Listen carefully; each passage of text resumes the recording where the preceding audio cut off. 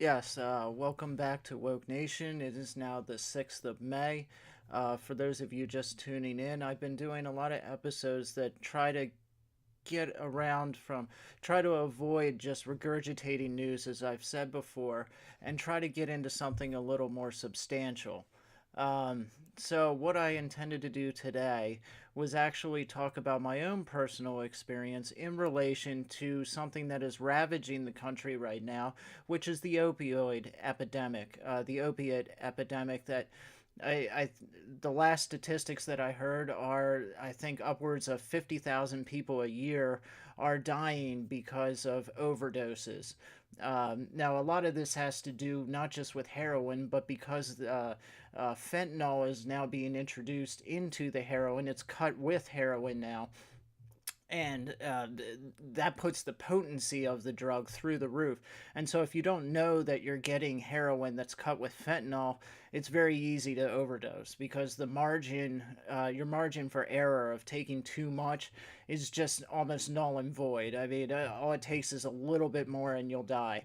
I personally, to my knowledge, I've never taken fentanyl. I mean, that doesn't mean some of the stuff that I got before didn't have fentanyl in it, but that's neither here nor there. I didn't know about it. But anyway, I wanted to, since I am a recovering or recovered addict, however you want to phrase it. Some people say they are recovered. Other people say that this is actually nonsense. That you're never actually recovered. You're always a recovering addict. I don't know really where I stand on that. I know that I understand the concept that this is something that I will always struggle with for as long as I'm here on this earth, but I hesitate to think that to an extent I won't have some sort of control over it. But then I've also been told by a lot of people that that mentality that you have control over your disease is actually a flaw in and of itself, and is one of the first signs that you're heading towards a relapse. I don't agree with that, but that's neither here nor there. But what's important is that you is the understanding and the acknowledgement that each individual who suffers from addiction must take to understand and acknowledge that they are in fact an addict. That's the first step, and I would agree towards recovery is in acknowledging your plight, your situation, your weakness, your sin, if you want to call it that. And we'll get into that. I don't want to jump too far ahead of myself. I'm going to be doing several episodes about this because this is a very wide ranging, very deep issue.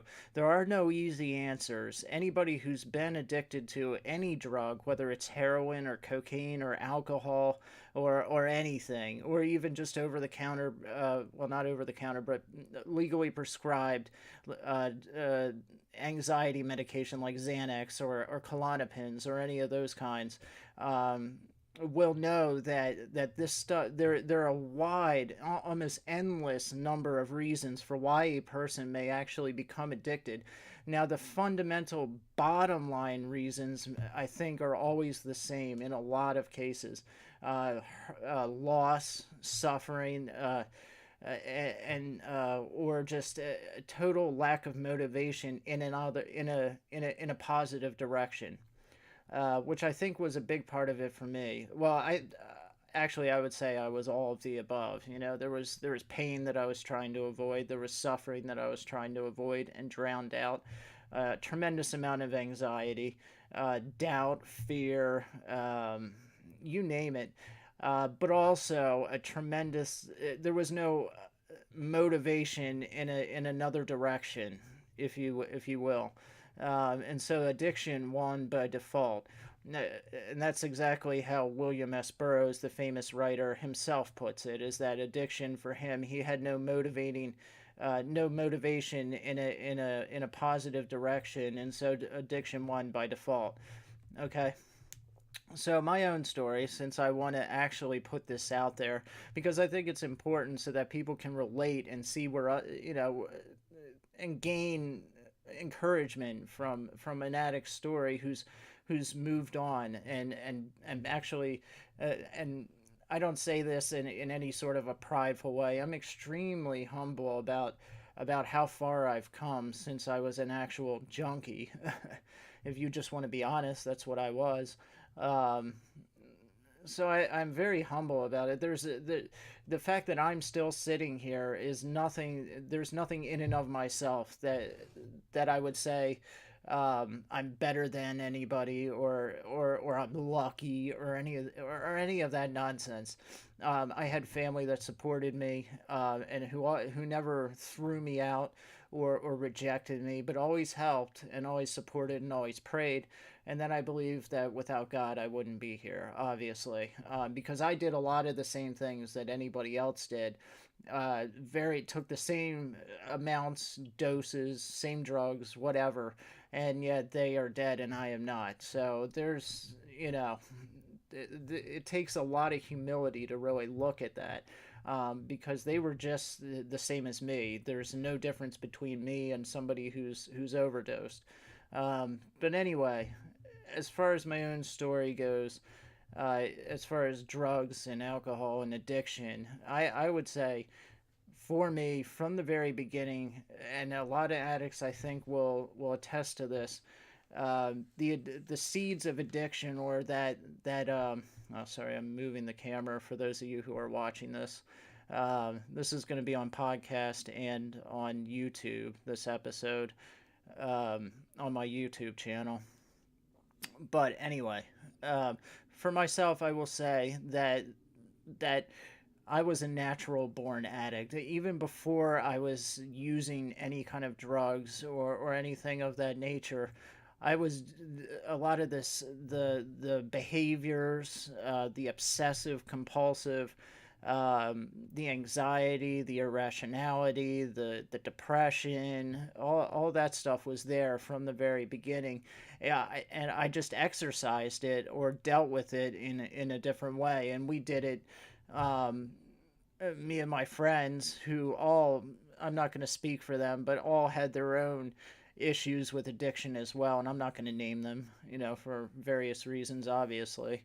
But we would do outlandish stuff, daredevil type stuff, egging cars.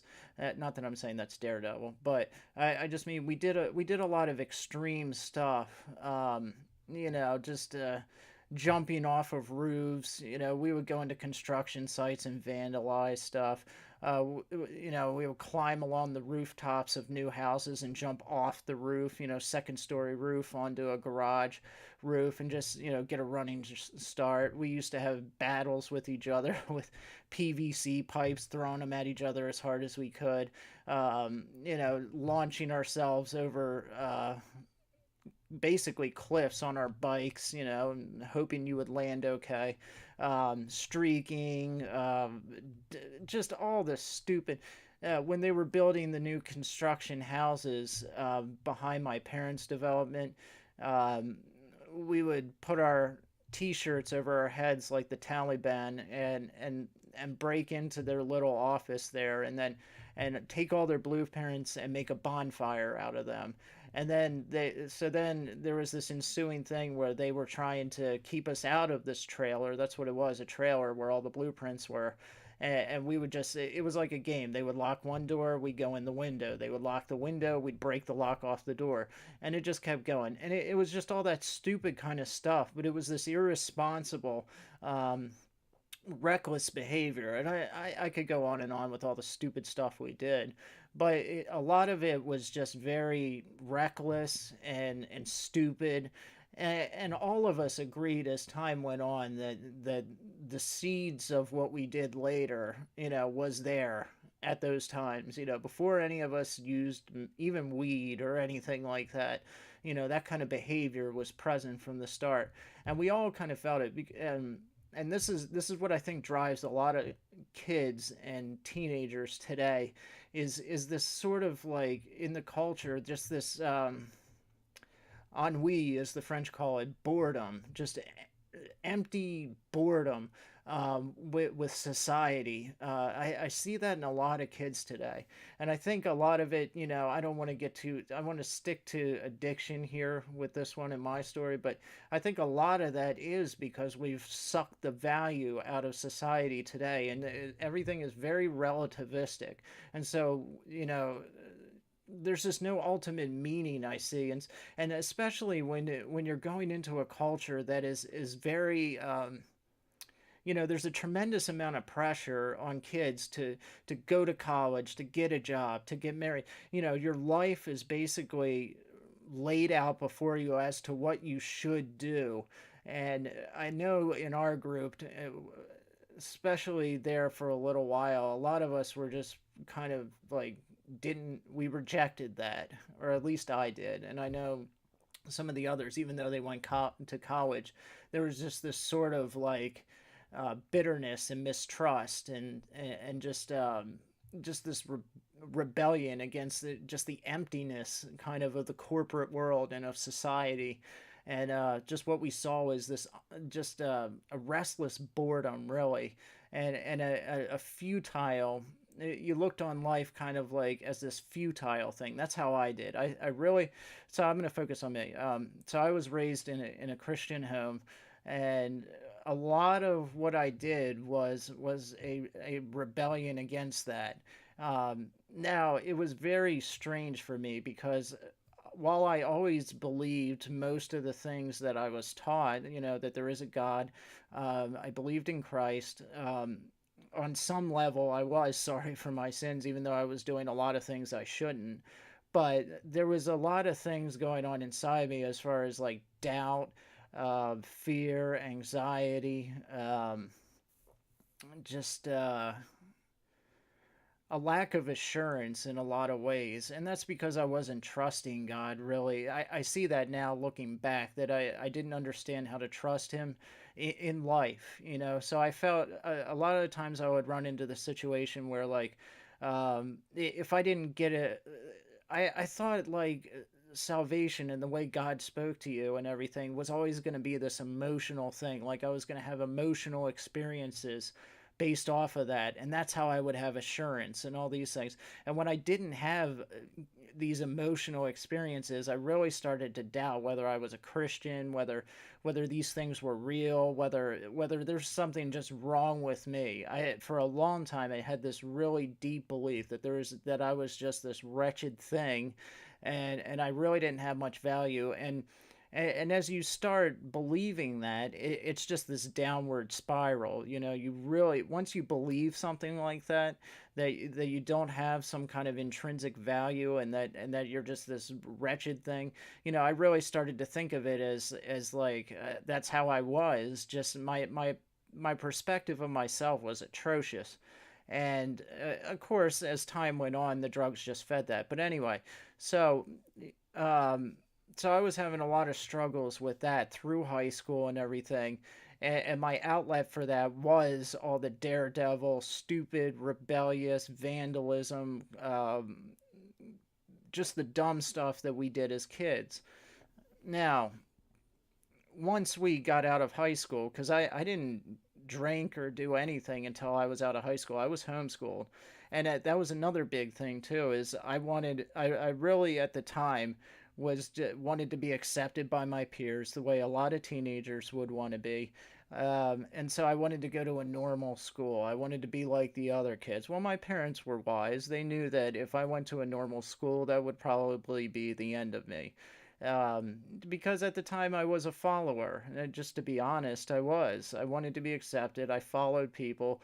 The people I followed were not the people that you should be following. I didn't choose good role models. I always chose to hang out with the losers, and the people who didn't study or do their homework. So instead of going to a normal public school, I went to a homeschool school called Toll, where you went there once a week, and then you brought during the other you went there on Monday, and they gave you your homework for the rest of the week, and then you went home and did it. So it was basically homeschooling with one day where you were in a normal school atmosphere.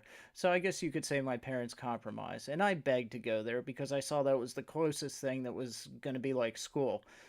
Looking back on it, my parents did everything right. I have, there's nothing I can say.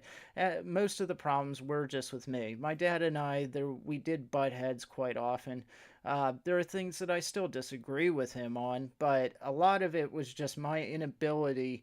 And I think a lot of teenagers are this way, your inability to understand that you're only going to be living at home a very temporary time.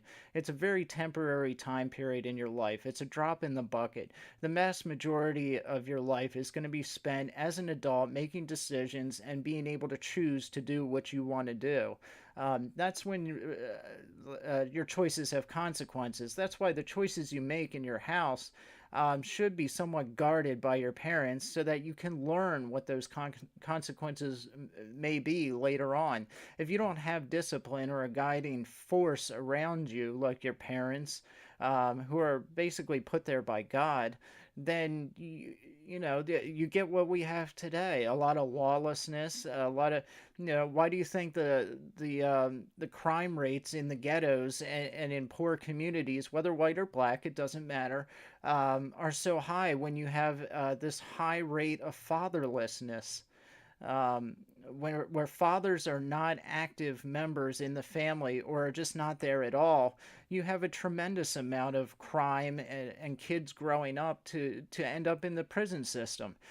Because they don't have, that's what God put the father there to do, to be a role model, to be a spiritual role model, and to bring children up in the way that they should go, and to discipline them when they needed to be disciplined. Well, my dad did all those things. He was there. So my problem wasn't him not being there. It's just we clashed a lot. And I think, I mean, every parent doesn't, there is no perfect parent. So I could say, yeah, I'm a parent now. I'll be 34. I have a 3-year-old. Do I do everything that my dad did? No. Do I agree with the way he raised me in every single aspect? No. But that's not the point. The point is I was supposed to obey him and trust him and trust that he's doing the best for me, just like my son hopefully will do for me when he gets older and is a teenager. Although if there's such a thing as karma, no, he will probably just rebel against me the way I did against my dad. If karma's real, which I don't really believe in it, but you know what I mean. Um, so there was and then a big part of it too, for me, going back to church and everything, was, and my doubt and my fear and my lack of assurance in whether I truly trusted Christ or truly repented of my sins and all these things. That was very debilitating. So if you don't have that assurance, if you don't know whether you're really trusting, you're really believing, to me at least, I felt like just a ship without an anchor. I really felt just like totally cut off, and I just felt like I had no rudder, no direction. I didn't know who I was or really what I believed because I had no foundation underneath me. That's why today I am so obsessed, and not obsessed, but, well, yeah, kind of. I mean, I'm so passionate about the idea that you have to have a foundation underneath you for what you believe, that you build up off of. If you don't have a foundation, if you don't have an anchor, if you just look at the world and say, well, I don't know what I believe, and I just kind of wander through life, you're going to end up just like I did. There is there's nothing positive about that relativistic, rudderless, anchorless perspective. At least not for me, there wasn't. I had no sense of self on who I should be, what I should be, where I should be going. It was a horrifying thing to go through. And so when I ran into alcohol or drugs, that to me was like, this was awesome because it numbed all of that. Um, and so, when I was like 19 years old, um, that's when I first tried weed and everything. My friend caught, or I'm not going to say his name, he'll kill me. He had some, and so I tried it, and I didn't really like it. I was like 19 at the time when I first started experimenting with things, but and I remember one time, the very first time that I got drunk, we were up at my friend's house and we broke into his parents' liquor cabinet. This was in the middle of the day. We were idiots. And for some reason, we thought we wouldn't get caught if we drank like tequila, a bottle of martini, a bottle of champagne, a couple Mike's Hard lemonades, and then if we just went to the playground and chilled out, we would be okay. This having never drank before. Now, if I did that now, I would still be hammered. But doing that for your first time, I was blacked out and puking everywhere. And so was everybody else. It was this big ordeal. My mom cried. I felt terrible. And I swore I would never drink again, which, how many times have we all said that? Waking up the next morning hungover, a mountain of regret on our shoulders. But anyway, where I really started with addiction, though, you know, so I experimented for a little while, but then I moved out of my parents' house and I got an apartment in Newark, Delaware, and I was painting for a painting company. This guy, uh, I won't say his name. He had a painting company. I ended up working there almost 10 years, but there was a guy that worked with us. His name was Chris, and it doesn't matter if I say his name or not. And he just one day we were talking and we were working near Wilmington, Delaware. And I remember he admitted to me that he had been addicted to heroin for the past 8 months. And now that I had this apartment, I was still going through all that anxiety and just this total lack of direction. I had just gotten this apartment and I was at this point thinking to myself, why did I even get this stupid apartment? I had no idea why I had gotten it. I just did it on impulse because I didn't know what else to do with my life. And so when he said that, I was just like, well, I'll try it. And so we drove into Wilmington and that was where my addiction started. And I've heard so many people say that, and I think this is true, one of the main reasons why people have such a hard time getting off of heroin is not just because the drug itself is tremendously addicting, which it is. It takes over your psychologically and physically. You're totally a slave to it, mentally and physically. That's true addiction. These people that talk about caffeine or marijuana as being addicting don't have a clue what addiction is. Addiction is in a total enslavement on a physical and a psychological level. Your entire being is chained to this thing. Without it, you cannot function, you cannot think, you cannot do anything. That is addiction. Anything outside of that is child's play. And people that tell you that marijuana or something like that is addicting have no idea what they're talking about. But anyway, so we go down there to Wilmington, and we went down Third Street. And on Third Street, they all stand out on the corner. I used to think of them as like scarecrows with their arms hanging out, and you signal to them however many bags you want, and you say down because down is the lingo in Wilmington for heroin, dope, down because it's a downer. Um, and so you pull over, and this is called window shopping or street shopping or whatever, because you don't, and it's very risky because a lot of the times the dealers will give you fake drugs. They'll give you talcum powder or something like that, or they could poison you, or like what's happening today, which thank God it didn't happen to me, at least not that I know of. They give you something laced with fentanyl and then you overdose and die. You don't know what you're getting from these people. And a lot of the people that stand out on those corners on Third Street in Wilmington are addicts themselves. And why would you trust, it's a bad deal. Not to mention the police officers and the murders that take place down there on an everyday basis. Third Street in Wilmington is what they call the jungle. It's in the middle of, it's right off of 4th Street. Third and Franklin, all those areas are known in that city as hotspots for drugs, and it's the middle of the ghetto. It's what else do you say? Every stereotypical thing you can possibly think about the ghetto is what Third Street in Wilmington is. But I was hooked immediately, not just by the drug, because I was hooked the minute I went down Third Street. Because to me, from this white kid who had grown up in the country in a strict Christian home and was homeschooled his whole life, to me this was like like I had never seen a world like this. And to a lot of people that might be shocking, but to me at the time, I was hooked immediately. Like to me, there was this excitement down there, this thrill, this danger, this rush to just going down there. After a while, I used to just drive down there anyway. Just even if I wasn't buying something, I would just drive up and down 4th Street, around 3rd Street, just because the atmosphere, the feel of the streets. A lot of people talk about that, how you get addicted also to the streets themselves and to that rush of being in that thrill of danger. You get hooked on that as well. So we went down there. We got 1 or 2 bags. He did his. I remember he dumped out a tiny little piece of, it was like a matchstick head of powder, and you snort it. And I understood immediately, and then probably I remember after about 30 minutes of feeling like I was in a warm bath, I understood immediately why people throw their lives down the drain for this stuff. I knew it immediately.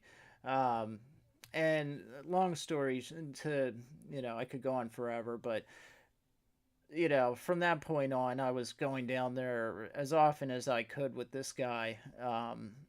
And eventually you don't want to keep street shopping, so we found dealers and all that kind of stuff. I did it for about 8 months, and I think, but I wasn't doing very much. And I never, at that point at least, I didn't get psychologically like dependent on it. I wasn't enslaved to it psychologically. I didn't have to have it. Now, if you do anything for several months on end, and some people might not find it believable that I wasn't totally addicted, but I wasn't. When I wanted to stop after about 7, 8 months of off and on, 7, 8 months off and on, I did. I just stopped. And I went through, I felt like crap physically, but, there was no desire mentally to go down there to get it, to have anything to do with it. I just got sick of it. Because I realized, like, I was at a point I knew where, okay, I'm either going to be spending a lot of money or I just need to stop, because it was to the point where just a couple bags really wasn't doing much for me, and I was like, all right, I don't want to spend all my money on this. I'm not trying to end up like that. So the fun of it was kind of evaporating. Um, I just was starting to get a little bored with it, so I just stopped. And for quite a while, I stayed away from it. Now, in the meantime, I was drinking, I was partying with people, smoking weed all the time, that kind of stuff. Uh, Living an immoral, godless, sinful lifestyle like that, besides the fact that God commands us not to do these things, not to sin, not to be drunkards or addicts, there are consequences to this. That's one of the things I like always expounding on. God's law is pointing out the logically good reasons He has for telling us not to do certain things. So if you spend all your money on alcohol or beer, and you're constantly, excuse me, partying and all that stuff, is it any wonder that maybe you won't have enough money for the rent when it comes around? You know? Just a simple little thing like that. You won't have the money for rent if you're drinking beer, smoking weed, and playing poker every night, and you suck at poker, which I did. I'd like to flatter myself at the time and think I was actually decent. I watched biographies of Stu Unger, who was the world's greatest poker player. I even read a biography of him. And he died penniless and addicted to crack cocaine in a hotel in Las Vegas. But I sucked at poker. And so anytime I played it, my money went straight out the window. So you combine all those things, and Peter couldn't pay rent after a while, and the guy that was living with me was doing all the same things I was doing, and so his money was of no help either because he had none, just like me. Go figure. These things happen. So I had to move home, which was humiliating, and I was in a mountain of debt. And my dad graciously helped me out with that. He got me on a payment plan, helped dig me out of debt. Meanwhile, I was living at home. Years went by where I was mostly just partying on the weekends, and I was smoking a lot of weed every day, basically. But I was holding a job, same painting company. I worked there for 10 years. Um, so yeah. And then what happened was, if you fast forward about 4 or 5 years, um, Percocets, which is usually how most people start their addiction. They start it with pills, and then when their tolerance goes up, and when pills become too expensive, like Percocets or Oxycontin or Dilaudid or Opanas or Fentanyl or what have you, even fentanyl lollipops, then they move on to heroin because it's a lot cheaper and you can get it more pure, and it's easier to shoot, which a lot of people do with needles. Um, but so I was kind of ahead of my time in my area, while I was doing dope. When I was living in my apartment, none of the people in my area were with me or hanging out with me. I kind of had cut myself off from them because nobody in my area that I knew was involved with that. There was no Percocets around. This was before the opiate crisis that we're seeing today. So I was a pioneer, in a way, not a good way. I was ahead of my time, if you could call it that. And so yeah, but then Percocets hit the area, and this is after, of course, years of me not really having been around opiates. And as soon as I remember, a friend of mine said, "Hey, this guy over here is selling Perc 30s. Here's his number. If you want to get some, go ahead and give it a shot." So I went over there, and he was selling them for $25 a pop, which is the average going price of a Perc 30, $25. It's outrageously expensive. And I bought four of them. And I remember after doing that, when he told me that, yeah, this is my number. You can call me whenever, I always have them. I remember driving home from there and thinking to myself, I'm going to get addicted to these because I knew that it was too easy now to get. It's right there. This guy lived 10 minutes from my house back in my area. This wasn't the city. This wasn't Wilmington. I didn't have to go to the ghetto. This is right here in the country, and this was somebody I had known before, so I knew I was doomed. So yeah, for a long time there, and that was the beginning of when Percocets really fell like an avalanche, like a snowstorm on our area. And I just watched as absolutely everybody started doing Percocets. And Oxycontin and Dilaudid, but Perc 30s were really the most popular pill. And a lot of these people, I found it really humorous, in a dark way. A lot of people, when they first started doing Percocets, would tell me, no, I'll never do heroin. That's disgusting. Like, I just like doing pills every once in a while. And then you see that slow progression. For some people, it wasn't slow at all, but this progression from Percocets immediately into heroin. And then you see, and that's one of the most common hallmarks, telltale signs of addiction, is that progression of all your don'ts, of all the things that you swear you'll never do, you start doing. As your addiction progresses, you have lines in the sand that you swear you'll never cross, and you cross every single one of them. And as you cross them, you rationalize why.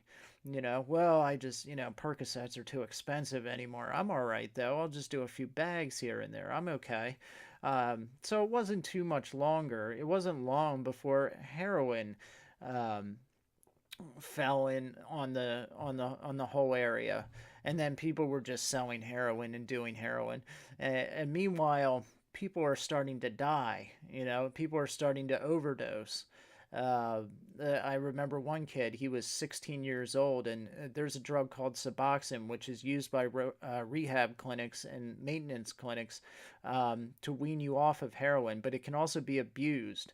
And this kid had been drinking. He was like 15 years old. And he took a couple Suboxones, and he never woke up in the morning. And apparently he had been drinking cough syrup too. The kid was out of his mind, crazy, just. But that's this is the absolute horror and tragedy of this disease, is how it kills people so young. It does not discriminate against anybody. It doesn't matter who you are, how wealthy you are, how poor you are, white, black, red, green, purple. gay, transsexual, straight, cisgender, white, patriarchal, matriarchal. It does not matter who you are. You can die just as easily as the next guy if that bag has your name on it. That's how you can put it. It does not matter. And so yeah, people started to die, and the shocking thing about it, this tells you how sick like your addiction can actually be, is that as people start dying around you, like you pick up the phone and you hear, yeah, did you hear so and so just died? Your first instinct as an addict, your first thought beyond there's this little twinge of, oh, that sucks, really, he's dead. Oh man, what did he die of? Oh, this guy sold him some bags. So he overdosed on those bags. Yeah, yeah, he overdosed. And your first thought is that stuff, that must be some good stuff. And you want to go and get it. So the stuff that just killed this guy, you want to go and get because he must have died because it was very strong. And as your addiction progresses and your tolerance, it gets harder and harder to get high.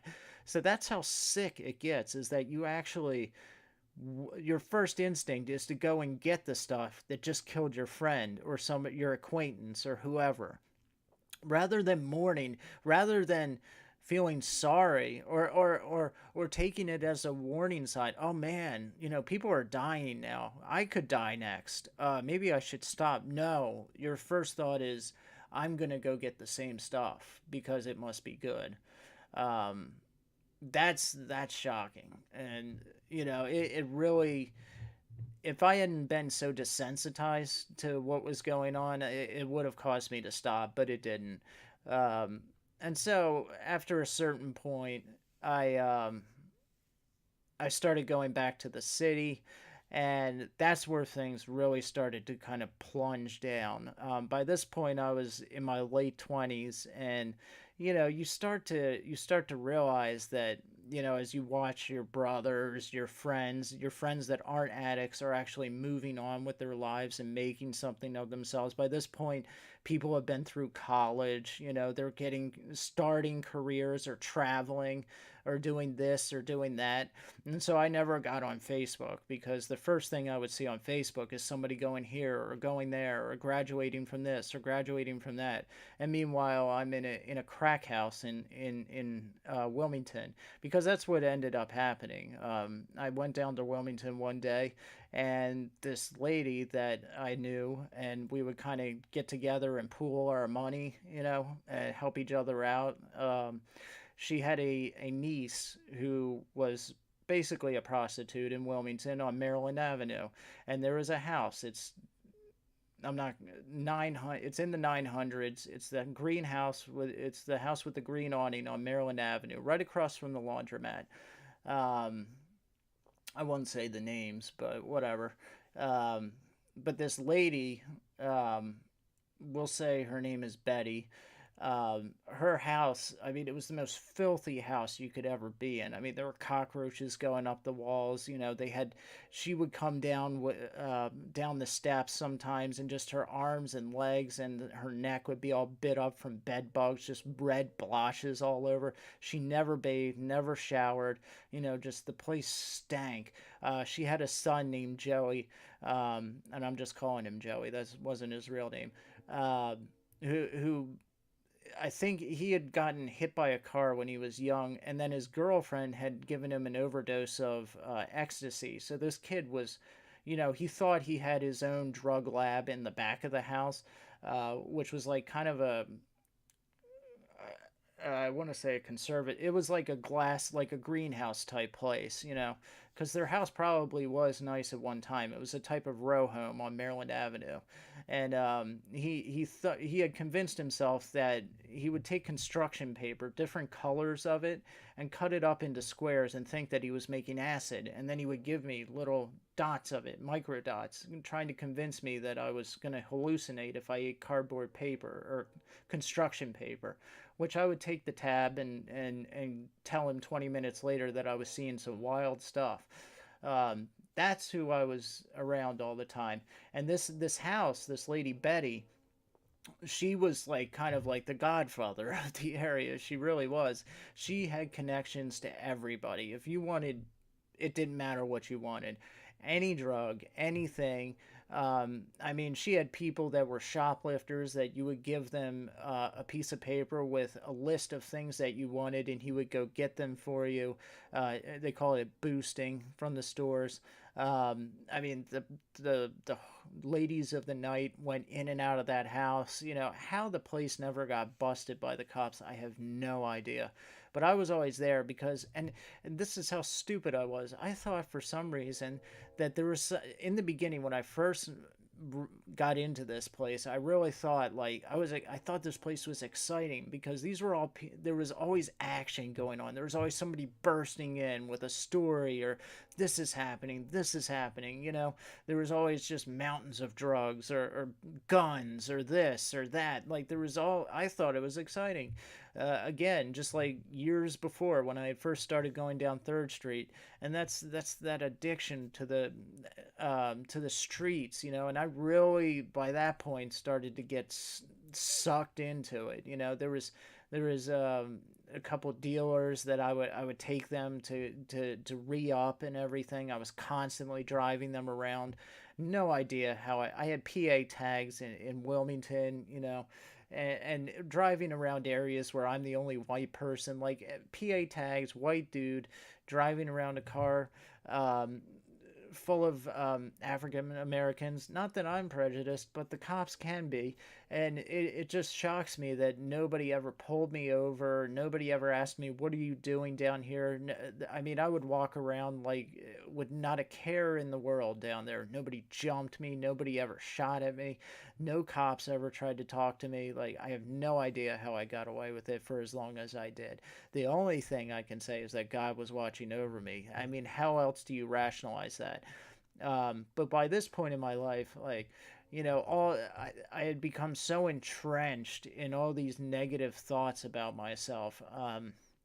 And I had this very futile look on life that had started in a young age, you know, this bitterness and everything because of my doubts and my fears and my insecurities. As I mentioned before, I had a very negative view of myself.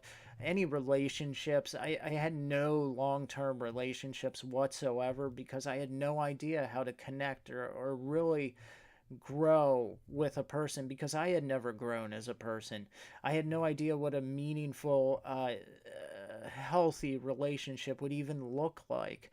And so anybody I dated, I never brought home because I knew deep down this is going to go nowhere because I didn't know how to love. I didn't know how to give. I didn't know how to do anything. And I had a very tragic view on life that none of these things would ever happen for me either. Um, just and the obviously the drug only compounds that because your conscience is attacking you. At least it was for me the entire time.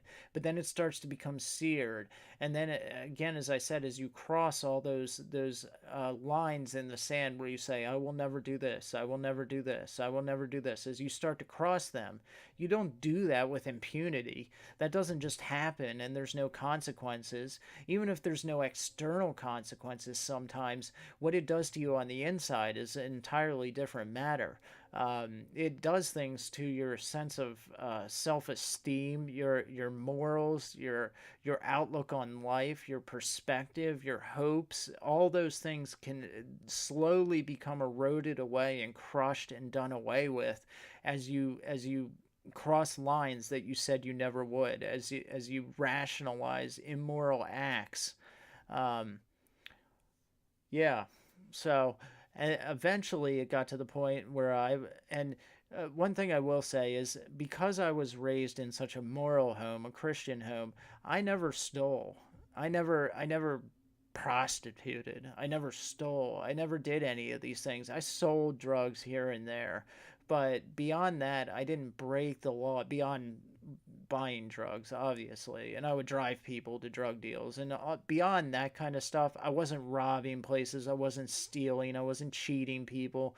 I had nothing to do with those ladies of the night beyond the fact that I was at the houses. I was at this house that they would frequent, but I had no association with any of their activities in any way at all.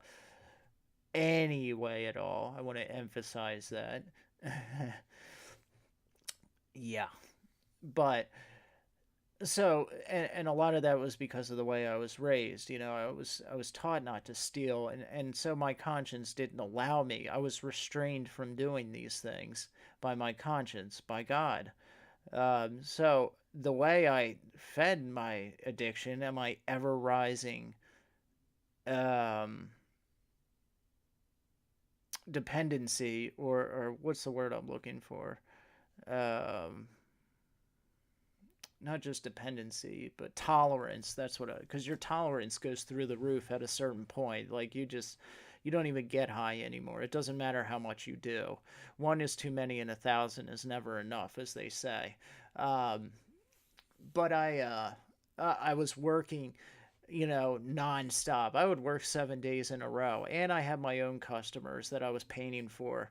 On the surface, on the outside, unless somebody really knew me and was involved in my daily life, you probably had no idea that any of this was going on, that I was spending my time down in Wilmington in a crack house, because I showed up for work every day.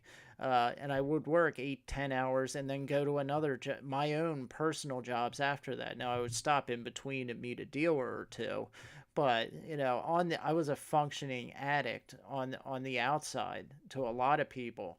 I had a car, I made car payments, I paid my insurance, I kept up with things. On the outside, I was always broke. I was living paycheck to paycheck, but on the outside, it looked like I was actually working. And, a lot of people were wondering, what's going on here? Why haven't you moved out of your parents' house? Why aren't you doing this? Why aren't you doing that? They just thought, well, he just hasn't found his calling in life yet. No, it was not. It was a little bit more than that, you could say. But anyway, so yeah, at a certain point, I just got totally sick of it. Um, I just couldn't work myself to death anymore like that. And I wasn't getting high anymore, which was the ultimate, because for me, a lot of people would get a bundle, which is like 13 bags of dope. They would get that and they would purposefully, do a little here, do a little there, and they would stretch it out and throughout the day so that they were never sick. I had no control like that. A lot of other people I knew did. They would do just enough so that they weren't sick, and then they would, space it out throughout the day, throughout the night, and make sure they had enough for the next morning so that they wouldn't wake up withdrawing. Even knowing that I would withdraw the next morning, if I didn't space it out, I would do it all. I would stay up till 3 o'clock in the morning doing it all. I had zero restraint when it came to that. If I went to bed and I knew that there were bags in my pocket or in my wallet or in my desk drawer that I hadn't done yet, it took an enormous amount of restraint to go to sleep, to go to bed. I just couldn't bring myself to do it, knowing that it was there and that I could do it. It would just be like a voice saying, come on, let's go, let's have fun. Like I just couldn't do it. I would stay up till 3 o'clock in the morning, just passing out off and on into my laptop, face forward. I remember even one time I woke up and I had, with my face on the keyboard and the letter Z, because I had been typing, I guess writing or something, and the letter Z had been printed across the page, a blank Word document, probably 30,000 times, which I thought was funny, and I told everybody. But I just had zero restraint like that. That's the kind of enslavement that I got to.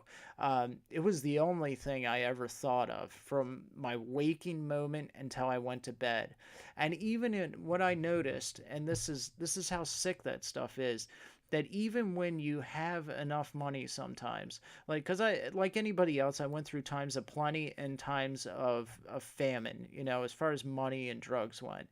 There were times when I was making plenty of money, and so I had the extra money to just go on a wild binge or whatever. And what I noticed was, even when I had enough money and I thought, you know, and I would buy a huge amount, for me, an enormous amount of dope or whatever. I would buy what they call a log, which is 10 bundles all in one. And I would get a good price on it or whatever. And I think, wow, I'm set for a while. Um, But that compulsion, that sickness, that dependency, that I have to do it, that I can't, that as long as I'm in possession of it, there is no spacing it out. Like, I'm going to do it no matter what. And I remember times where I would do so much of it, so incredibly much of this stuff, that that I would that I would actually didn't feel good anymore at all. I actually felt like crap. And yet that compulsion would just keep me going. Like, I just felt like I had to do it. I had to do it, even though it was actually making me feel ill, like not good at all. Like, actually felt like crap. Like, oh, I don't feel good at all. This is not fun anymore. Like, I need to not do anymore today. I need to wait. But just the idea that I still have like another four in my pocket right now, I have to do them. Like, that's how bad it was. That's how like bent on it my mind was. And as far as the physical, so that's the psychological enslavement. Now, as far as the physical, forget about it. I mean, a bundle a day didn't keep me from being sick usually. I woke up the next day sick as a dog usually. If I really wanted to feel well, I had to have at least two bundles, which is there's 13 bags in a bundle. That's 26 bags just to feel decent. So, I mean, after a certain point, I just couldn't do that anymore. But the truth be told, I didn't really want to quit, but yet I had reached a point where I had just worn myself so thin. So I went into rehab at a place called White Deer Run in Lancaster. And I told my boss, and he felt bad for me, and he was like, "Well, you know what? Because I did work hard, and on the surface I was responsible and all this." He said, "You still have a job when you get back. Just go and then call me when you're back. It would be what, 30 days?" I was like, "Yeah, 30 days." And I came clean to my parents. Up to this point, I don't know what my parents knew about my activities. To this day, I really haven't like asked them. Um, so I have no idea. Maybe they knew, maybe they didn't. But if they did know, they didn't say anything. Um, but a lot of that, I don't blame them for that in any way, shape, or form. I really don't, because um, I had set the precedent there. I had made numerous comments to them over time that, you stay, basically telling them to stay out of my personal life. You know, so basically, if you go through my stuff, I'll leave and you'll never see me again. Stuff like that. Just stupid stuff, some wrong-headed, mean-spirited stuff to say. And I am sorry that I ever said anything like that. There's a lot of things that I have a tremendous amount of regret over. Just my behavior and things I said to them. And, when you look back on it, and this is one of the worst things, it's all that lost time, all that time that's just been lost. I have a good relationship with them now, and I'm so glad for that. But sometimes I do feel and tremendously guilty over the time that was lost. That was 10 years. My entire 20s, they have no idea who I was or what I was doing or anything. And yet they would always be kind and want to talk and, how was your day? And it's just, uh, I don't like thinking about it. It wasn't good. But anyway, so I came clean to them. And I told them I'm addicted to to opiates. Basically, I said Percocets, uh, because that's what I felt like they could wrap their mind around. Honestly, I mean, if you say heroin, people think about a toothless guy in the gutter with 5 needles sticking out of his jugular. I didn't want to devastate them. And quite honestly, I was just addicted. I was addicted to opiates. If somebody put Percocets in front of me, it would have made me feel just as good as dope did. There's no difference. Percocets are heroin. That's all they are. They're laboratory made heroin. And for anyone that's listening who thinks that, and who is using or abusing or addicted to Percocets and thinks that they have some sort of superiority complex over those who use heroin, you are kidding yourself. You are a junkie just the same way that a heroin user is a junkie. There is no difference between you and them. Actually, you're getting a little better stuff, so you're more of a junkie because what you have is made in a lab and isn't cut with all the other adulterants like talcum powder or any of the other stuff. So you're getting purer heroin, really. So you're more of a junkie than they are. All right. Don't deceive yourself that way. That's just the slow, long road into hell. You're just prolonging your misery by lying to yourself in that way. But anyway, so I go to rehab for I didn't even last the full 30 days. I lasted maybe 22 days. I just couldn't take it because I wanted out of a bad situation, but I really didn't want to quit. The entire time I was there, I debated and thought I was like a know-it-all, debating and arguing with the staff, who looking back were humored me pretty well. I could tell even at the time that they were just like, they had seen a lot of people just like me who thought they knew everything and wanted to argue about the 12 steps and whether you really needed to follow the 12 steps to get clean. I was just making excuses, let's be honest. There was no reason for me to fight them on anything. I had gone to them looking for help, and instead I fought with them. It was because I wasn't ready to get clean. And that's quite honestly the truth. If somebody's not ready, they're not going to get clean. Um, I mean, it sucks. You can argue with them, you can fight with them, you can pray for them. There's a lot of things you can do, but ultimately, at the end of the day, um, if they're not ready, they're not ready. It's This is one reason why I say that addiction, and I've said this many times, probably in my podcast, but I've told this to a lot of people. Uh, Addiction to heroin is the closest. It's the most. If you want to understand our spiritual condition, being enslaved to sin, I think heroin addiction is the most. It's the best physical image that you can possibly give to a spiritual truth. Um, so if just I always like to mention that because I'm a Christian, I believe that we're all sinners and that we need to be saved from our sins.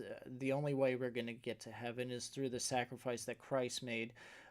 But my point in mentioning the drug is that an addiction is that until Christ, basically, I'm a Calvinist, so I believe that you are spiritually dead, which is kind of the mirror image of addiction, total enslavement to your sin, just the way you're totally enslaved to heroin. And then when the Holy Spirit opens your eyes, that's called regeneration, justification, and makes you aware of your sin. Then you trust in Christ for your salvation and repent of your sins. But um, that dependence, that addiction to heroin, I think is a perfect image of how you are before you're saved. That addiction to sin. Martin Luther talks about your free will and how really there is no such thing as free will. Your will is dead. It is clouded in total bondage to sin, but you choose freely according to that will. So that's the same thing as addiction in a lot of ways. You're totally enslaved to this thing, and yet you choose freely to do the things that you do. So that if you shoplift, or you rob a bank, or you sell drugs, or you shoot somebody, or you do any of or you sell your body, or any of the number of crimes that you can commit in a lifestyle of addiction, you will be prosecuted for it. The excuse that I am an addict does not work. Just the same as the excuse that, well, my will is dead when you stand before God, is not an excuse either. You still chose freely according to that will. I just thought that was interesting. That's why I mention it. I've told that to a lot of people. Um, so, but anyway, so I got out of there, and basically, like I said, I relapsed 2 days later. This lady that I had mentioned before, Elaine, we'll call her, she had gone to rehab at the same time as me. We had been pooling our money together and working together, just to help each other out. As we were like a tag team as far as the drugs went. And we would always, she worked, I worked, and we would pool our money and help each other out, basically. Because it is hard to go it alone. It really is. And I don't want to get into all the personal stuff, but that's what was happening mostly there. Um, and so for it is amazing too that even with 30 days, or almost 30 days, like I think it was 25, you think that, well, it might take you a while to get back into the full swing of things as far as your addiction. But like I said, I relapsed 2 days after I got out, and I admitted it to my parents. But it was like that, like no time at all before I was right back to where I was at in my addiction, in my mental state, my dependency, and everything. It was like no time had elapsed at all. uh, like I'd never gone to rehab. I was right back where I started. And so for about a year, things were really like went downhill quick as far as my lifestyle. I spent all my time at the crack house in Wilmington with that lady Betty, just always there driving people around. I spent so much time there that they really started to get sick of me. They were starting to really sour on me. Just, you know, I had gotten away with so much while I was there because, I got paid well for the work that I did. And so I kind of bought people off. Like I had a lot of people hanging around me there, that I would give like a bag here and a bag there, and kind of like buy their loyalty in a lot of ways because I'm not a big person. And I didn't do that intentionally just to buy their loyalty. A lot of times I would just be high and just be in a jovial, good mood and toss somebody a bag or something, or buy them a cigarette. Um, but, oh, my phone. Um, yeah. But so eventually, of spending so much time there, I just they started to sour on me. Um, I just started to notice some of my things starting to disappear out of my car, stuff like that. And then one of them stole from me directly, like my drugs. It just all went downhill very quickly. Um, the lady Elaine's car got stolen, and trashed. We spent an entire night looking for it around the ghetto. Finally found it. A dealer found it for us. Just things started getting very crazy. People I knew were dropping like flies. From overdoses, all these things were just happening like very, very fast. I was not eating at all, and my tolerance was going absolutely through the roof. Things were just getting really crazy really fast.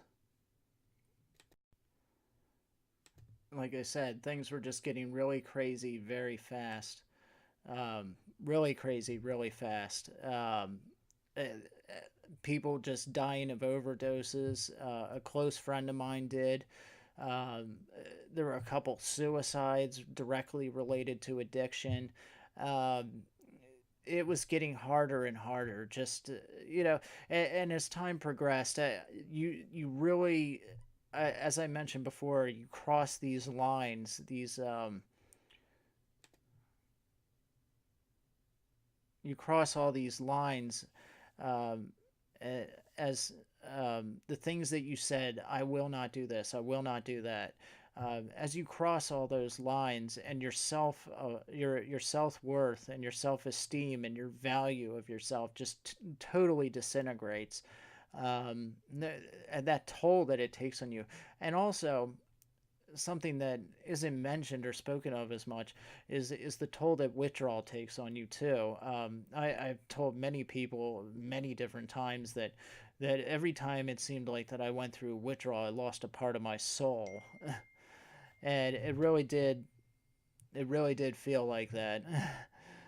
And I think a lot of people would agree with me because nobody can go through that and just shrug it off. But anyway, what ended up happening after a year and things really declining, just my health, I was like skin and bones, all these things. What ended up happening was I just gave up. I knew that I just could not go ahead any further. The lady Elaine that I knew, she went into rehab again for the second time, and not too long after that, I made the call again, and I ended up they I lived out near Kennett Square in Pennsylvania, and they called me and they said there was a program that I called that looks around for open beds at rehabs, and they called me and said, "Hey, we have an open one in Harrisburg," and which was 2.5 hours away. And meanwhile, I had mentioned nothing to my parents. This is how pathetic I was. I told them, they said, we'll send a van and come get you. 2.5 hours. And I was like, all right, call me when you get close. And so I threw everything into a suitcase, tossed the suitcase out my bedroom window. They called me. They said, we're a couple houses down because I said, don't park in front of my house. And I walked out the front door like nothing was happening, got in there, and started driving towards Harrisburg Rehab. And I sent a message on text and Facebook to my mom explaining everything. That's how pathetic it was. That's how low it was. And I still feel terrible for that. I can't imagine the pain that caused both of them, my parents. Um, but the difference this time, and I'm going to end on this because the next couple episodes I'm going to be talking more about recovery and everything the basically what happened to me after rehab. Um, but I want to end on this. The difference between, and I went to a place called Common Ground. The difference there is that this time I totally like just had given up. Like I knew there was no fuel left in the tank. There was nowhere else I could go. I was like totally done. I had no answers whatsoever. All I knew is that I just couldn't do anything that I was doing anymore, and I had to just give up and repent. Um, I knew that definitely, as far as my relation to God, that was something that I had to fix too, because I had trampled on that completely, calling myself a Christian for all those years and living like the devil, as they say. I knew that I had a lot of repenting to do as well. So I just totally gave up and went in there just admitting and knowing that like no matter what they said, no matter what I thought of the 12 steps, no matter what I thought of this or that or anything, and believe me, at Common Ground, anyone who's ever been there knows that that place is a dump, and a lot of the stuff they try to tell you is stupid. But I went in there and I said, I don't care how stupid it is. I'm an idiot because I'm here, and obviously the things I'm saying and the things I'm doing are not working. So I have to try something else, no matter how stupid it may seem. So that's what I did, and it was the best thing I could have possibly done. Now, in next week's podcast, I'm going to pick up on what happened to me there, kind of what I think of a lot of the rehab programs, maybe things they could do better, or things that I think they did well, and kind of pick up from there and go on to kind of where I'm at now, and that growth that has to take place if you're going to stay clean and sober. Because you don't just go into rehab for 30 days and everything is going to be roses and peachy. I don't care what rehab you go into. There is no such place. It's just going to cure you. You have to work on yourself. There's things you have to do. Uh, so that's what I'm going to go over. But in the meantime, that's all I'm going to cover for now. So good night and God be with you.